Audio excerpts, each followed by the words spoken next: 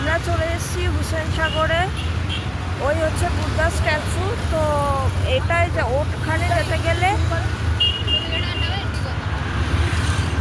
এই হচ্ছে Buddha statue, plus পাশে আছে ইন্ডিয়া ফ্ল্যাগ আছে। তো এখানে এখন যাওয়া পসিবল নয়, এটা বোটে করে যেতে হবে।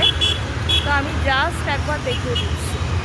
যেতে চাইলে যাওয়া যায়, ওইদিকে বোট আছে, স্পিড বোটও আছে। স্পিড বোট করে মোস্টলি যায় ওই জায়গাটা কাছ থেকে এক্সপ্লোর করতে। Up to your choice. এবার আমাদের একটু হাঁটার প্ল্যান আছে, যার জন্য আমরা স্পিড বোটে যাওয়ার প্ল্যানটাকে স্কিপ করছি। আর ওই যে হাত ধরে আছে ওটা বি.আর. আম্বেদকরের স্ট্যাচু। হ্যাঁ, বি.আর. আম্বেদকরের স্ট্যাচু। আর ওই বিল্ডিংটা একটা কাইন্ড অফ আমাদের মানে ভবানী ভবন টাইপের, আমি নামটা ভুলে গেছি।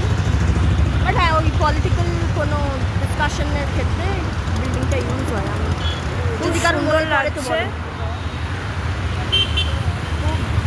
সুন্দর। লেকটা বেশ বড়। লেকটা বেশ বড়। এখানেই কিন্তু আমাদের হায়দ্রাবাদের যে কটা গণেশ পুজো, যে কোনো পুজোর বিসর্জনটা হয়। আচ্ছা, এখানে সব কিছুর বিসর্জন হয়, যাই হয় এখানে সব কিছু হয়। ফিশ ফিশ এটা এটা এটা আর একটা জায়গা। এটা অ্যাকচুয়ালি একটা এয়ার বাসের সাইজের রেকর্ড। আচ্ছা, খুব সুন্দর এটা। তো এটাই আমার লাস্ট ট্রিপ ছিল হায়দ্রাবাদে। তো এটাই আমার দেখা হয়ে গেল। এটা শহরের মধ্যে কিন্তু হ্যাঁ, শহরের মধ্যে এগুলো মানে হায়দ্রাবাদ সিটির আন্ডারেই পড়ছে। তো এখানে দেখো কিছু ফুড স্টল আছে, সবাই এখানে টাইম পাস করে।